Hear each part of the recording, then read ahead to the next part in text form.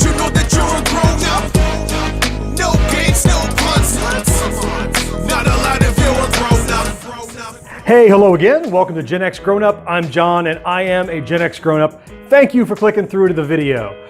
We want to talk a little bit today about the Atari Flashback Portable. So a few weeks ago, you might have heard on our podcast. Wait, you didn't know we had a podcast? Well, you should check it out. Click on the link down below and you'll be able to look at what's recent and all the past episodes too. Anyway, we were talking on the podcast about some upcoming tech that we were excited about. And one of the things that I mentioned was this really cool Atari Retro handheld that was coming out in November. It ships from overseas in the UK. It's gorgeous wood grain, and I really wanted to grab it, but it was a good price, but the shipping from overseas was kind of steep. So I decided to kind of hold off a little bit and see if there was something else I could do to kind of satiate my appetite for a handheld Atari experience. Now, playing emulated Atari 2600 games is nothing new. I've got them all on the cabinet I'm standing beside here, but I can't very well put that in my pocket and take it with me on the go. Now, of course, I could put an emulator on my phone, which I do, and you can put your Atari ROMs on there, but there's no physical buttons, there's no real joystick. There are some options for trying it out, like the Joystick-It that we've reviewed before, but it's still not quite everything you're looking for. So while I was waiting to get my hands on this cool wood grain Atari handheld that comes out later in the year, I started looking around online. And what I found out was the Flashback people that make that Atari simulated box that you can plug in your TV that has a bunch of built-in games, they made a handheld. They announced it way back in like 2007 or something, but it wasn't until the end of 2016 that they finally came out with this handheld Atari Flashback Portable. Now, it has 60 some odd games, and since I was waiting on getting that cool one from overseas, I said, let's grab this one now because I can have it immediately and see how it is. I did. You see it here, and we're going to take a look at it right now. Okay, let's jump right in. I'm not going to waste a bunch of time on the box, but here it has a box, as you can see. Just want to point out a couple of features. It touts that it has 60 built-in games. Yep, more games, more fun. On the back, it shows all of the games. Now, I'm not going to waste your time going through all of those. I'll put a link in the description down below so you can go see the list of all the games. But of note, what I want to point out, and I'll show you when we get into playing with the unit, is that it's not just great games that you know. There's a bunch of games in here that are both unpublished prototypes or more recent homebrews. So that's the box. Let's get to the real star of the show. Okay, so here is the Atari Flashback Portable. Now the first thing that's going to jump out at you is like, hey, my Atari had one button. Why does this thing have 6 buttons? Well, I understand there's a couple of things. First, they use a similar mold from the one they used for the Sega handheld portable. So it had 6 buttons, so they used 6 buttons for this one to save kind of a redesign.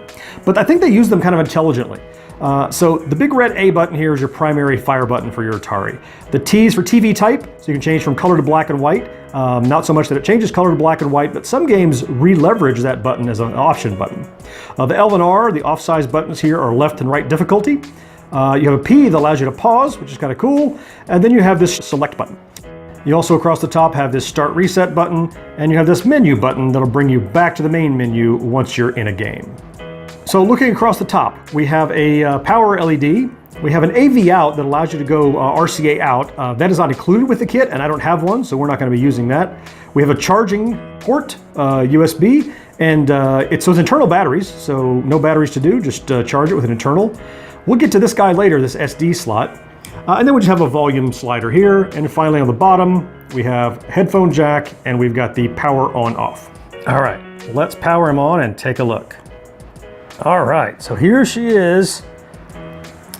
Great. Again, I don't have the AV out cables, so pardon the shaky cam theater, but we're gonna look at the screen just as the screen is. So you can see multiple pages here. Right out of the gate, Adventure 2, that was never officially released, I don't believe. You can see it's got some cool stuff that wasn't initially released. So page 2, page 3. Yeah, I'll just tab through these for a moment, give you a chance to see all the cool stuff that's on here. One of particular interest to me is Yar's Return. Again, never officially released, owned by Atari, but they never actually put it out. But we have it here. There's one more page of interest. The SD card browser, we're gonna get back to that. But yeah, so let's take a look at something. Let's look at Yar's Return and see how this guy plays. Yeah, 2005 Atari. Wow. So at a glance, it looks not unlike Yar's Revenge. Key differences, it's kind of like everything is just doubled. So we're gonna jump right in here. There are 2 bullets that chase you. Yeah, I got away. And there's the cannon. Boom! Now that's silly easy. This one gets crazy. There are 2 sets of these rolling backgrounds. Oh, gotta go across the way. Woo, okay. I gotta chew away some of this on this side. Yeah, it's a lot more challenging, especially with 2 bullets. And if you go aways, you're gonna end up with none of the shield. Ah, you got me. Great. All right, so we'll hop out. So a quick look at a couple of the other notable things that are in here, right? Save Mary is a really cool one. 1990. Yeah. Save Mary was never officially released. It's kind of a crazy little game where this girl Mary is, the water is rising and she's in trouble. So you pick up these little pieces and build some land for her to walk on. Oh, but she gets squished if you do that. Again, it's new to me. Might have been out there as a ROM before, but I'd never played it. Yep.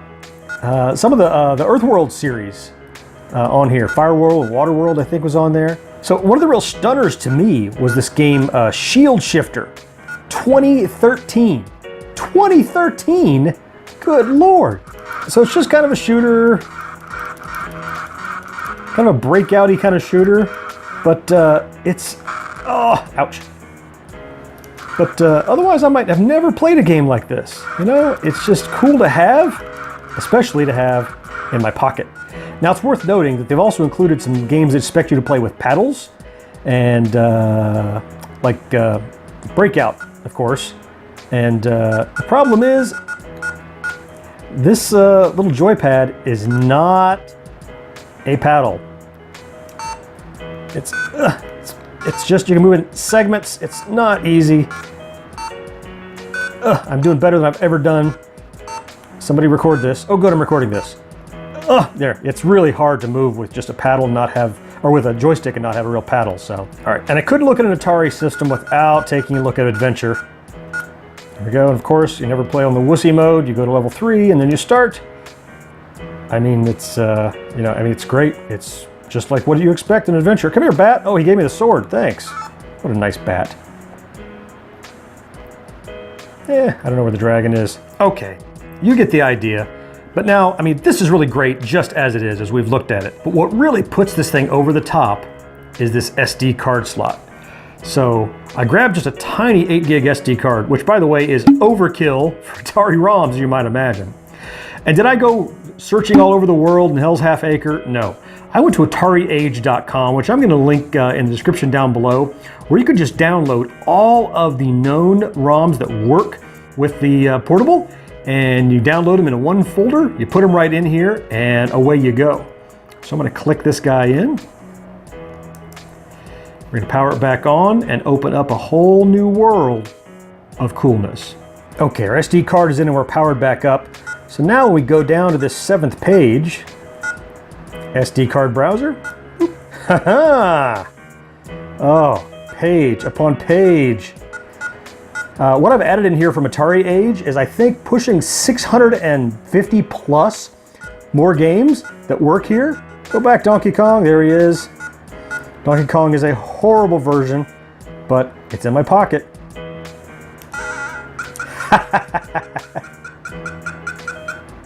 Oh, look out, the Ritz Cracker's coming to get me. We're gonna save Pauline. Doodly-doodly-dee-dee. Yep, that's it. Right back into the browser. So again, we were going to take a look at Superman, which is page 8,000, I think. There he is. Now, all right, Superman. Now what you will see, if you look, see there's kind of some shakiness going on in some of the scan lines. What's true about this Pocket is that not every single game works perfectly. Some of them have some glitches. You can see a little bit of shaking going on in the scan lines, kind of hopping. It's very playable, but it's not perfect. Oh, there goes Lex and some guys. We're not going to play much of this. I just want to see what it looks like. There we go. Yep. Yeah, we'll go and grab a piece of the bridge.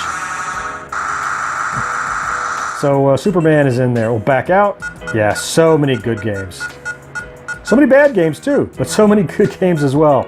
There's just so much in here. Oh, Miss Pac-Man was a treat, actually. If we can go find that guy. Pac-Man was so bad, and Miss Pac-Man actually was a really good version. So let's give that a try. There he is. Or she is, rather, I should say. 1982.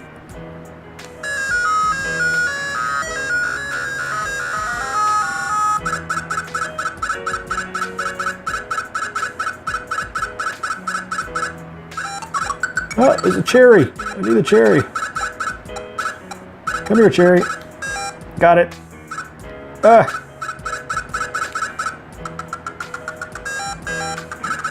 The two goes together. I can barely tell. Yeah, decent. All right, just one more peek at what else is in here. We'll start from the Z's and work our way back. Yeah, Wizard of War, Warlords, of course. Tutankhamun, I see. Trick Shot, Underground. Summer Games, yep. Star Trek, Star Wars, Spy Hunter. Ah, it's all coming back to me. All right, I think you get the idea. Yeah, so there you go. It's a really cool little handheld device, right? I mean, it has like 60 built-in games, plus a lot of the games, as I mentioned, are unreleased or prototype games or even homebrew games that have come out even recently, way beyond the end of the Atari 2600. This little guy is a lot of fun, and if I were just reviewing it on its merits all by itself without any expansion, I'd probably give it like a 3.5 tokens out of 5. But the way that it ships is so much more. The fact that they included this SD card and you can plug in and add in games, you know, if your favorite game wasn't on it, well, you're out of luck. But now I could throw my favorite game on that card, plug it in, and it's almost infinitely expandable. That really elevates it another level. So as it ships, I'm gonna give this Atari Flashback Portable 4.5 tokens out of 5. Absolutely. Hey, thanks a lot for watching. Please remember to subscribe with the button down below, enable notifications so you'll be alerted right away as soon as we put up new content on GenXGrownUp. And we wanna know what you think. What do you think about this little portable? Or are you gonna hold out for the wood grain one from overseas? Tell us in the comments down below. Also be sure to give us a little like and share us wherever it is online that you hang out. Now, I'm gonna go play some adventure. I'll talk to you later. Don't you know that you're a grown up? No games, no puns. Not allowed if you're a grown up. No more watching shows till sunrise. Unacceptable for grown ups. Your dinner cannot just be french fries. Basically, life sucks as a grown up.